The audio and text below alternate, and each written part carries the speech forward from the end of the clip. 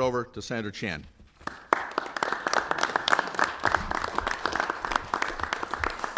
Good afternoon. I'm Steve Chan from Southern Brooklyn, and it is certainly a privilege and an honor to be sent up here by my neighborhood of Southern Brooklyn to represent them. As we speak right now, you know, a few years ago, let me go back a little bit. I did a science project with my little daughter, and I talked about this in the past. Somewhere, long before I was a senator, a governor said, hey, let's shut down Indian Point Energy Center. What could possibly go wrong? Well, right now, as we speak, 6 years later, I have 1,500 residents in Brooklyn without electricity. And you know what happened when you have no electricity during a record cold like this? Their pipes freeze, so they have no water. And their hot water heater, requires electricity to operate, even if it's a gas heater. So they have no hot water. Their houses are just frozen, like Frozen, the movie, Frozen, like an ice castle. These people are in hotel rooms right now, and some people want to go to their in-laws, but they'd rather spend it in peace and go to a hotel room. My constituents are being crushed under soaring energy prices. It's directly the decisions by the Democrats down the hall. The hardworking people who live in my Senate district are everyday New Yorkers. We're Chinese, Europeans, Italian, Irish, Hispanic, Middle Eastern. We're restaurants, retail businesses, bodegas, 99-cent stores, and salons, laundromats, whatever it is, union guys, workers, teachers, blue and white collar, trying to make a living. Most of us live a modest means. Many are struggling to stay afloat already among the high property taxes, high rents, high insurance rates. We are tired that in these tough economic times, we're tired of Albany telling us what we must do. We got to do our part and pay more money, which is money that we don't have in the first place. And what do we get exactly for doing our part? Our needs, our concerns are consistently ignored. Burdensome mandates, such as, oh, you got to have a garbage can now. But wait, you got to have a garbage can, but you got to buy this particular garbage can, which they have a problem manufacturing right now. So there's a lot of New Yorkers that pay for these garbage cans that have not received these garbage cans that are required. And if you don't have a garbage can, you get a ticket. So burdensome mandates like that are forced onto us, and a government in Albany that thinks they know what is best for my communities and so many other communities across New York State.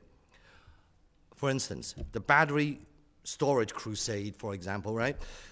Despite public opposition to a battery storage project in my district on 17th Avenue and 86th Street, it is in close proximity to a daycare, a preschool, and an elementary school. Shout out to PS 128, I got your back. The project continues to move forward. Well, there's a stop work order right now, but we're gonna see what else we can do. And there's another one being planned right in my district within one block of 2 elementary schools, PS 69 and PS 310. Because someone in Albany decides that this is what's best for us. Well, the people who will actually have to live with these looming threats, well, we don't want it. But their concern just thrown out the window. Because that's what these battery storage units really are, looming threats. There have been countless examples across the country and close to home. Between 2023 and 2025 in Warwick, New York, in Orange County, one battery station had 3 of these fires that burned for days. And I understand these fires, to put them out, you have to bring the ignition temperature to below 500 degrees Celsius to even begin to put them out, and that's nearly impossible. I understand, speaking to a firefighter in my district, he said it takes about 40 to 50,000 gallons of water to put out one Tesla's fire. And some of these batteries are Tesla batteries. So is this what we want near our schools? The toxins, the fire, near our playgrounds, near our families, our kitchens and our bedrooms, our restaurants? Communities need to have a voice and input on these decisions. And right now we have none. State government can't just barge in and put a battery storage facility wherever they want, near us. How about you listen to us? My bill, Senate 7710, will put a stop to this, prohibiting the construction of certain energy storage systems within 500 feet of a residential abode or a school. We have to ask ourselves, are we seriously willing to sacrifice public safety to achieve these radical energy goals? My colleagues and I aren't.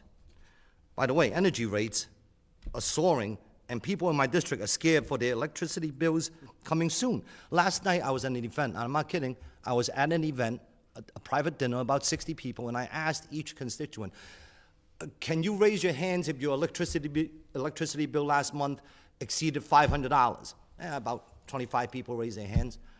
And I said, how about $1,000? Then the rest of them raised their hands.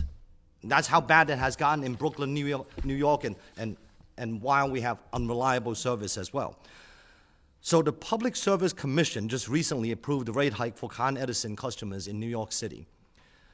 My constituents are now paying 10.4% more on their electric bills and approximately 16% more on their gas bills. How are we supposed to afford this? Between our gas and electric, I myself, I'm paying about $1,400 for a modest two-family home. And by the way, like I said, as I speak, these 1,500 homes have not had electricity for over 2 days. And Con Edison's working. I give them that. They're working, but they keep running into difficulties in the code.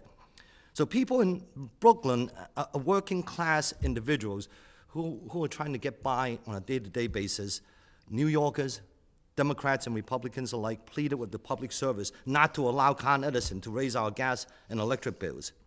It is the wrong time to pile on these new charges to New Yorkers. And we have options. And my colleague, Senator Rolison, has a bill that I co-sponsored that is not without precedence, by the way. It would put a 1-year tax holiday on surcharges and taxes on electric and gas bills.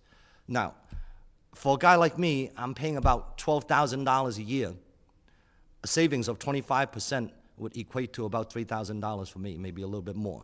And for so many other New Yorkers, this is truly a bill that helps every New Yorker who is a ratepayer, who's paying for gas, paying for electricity.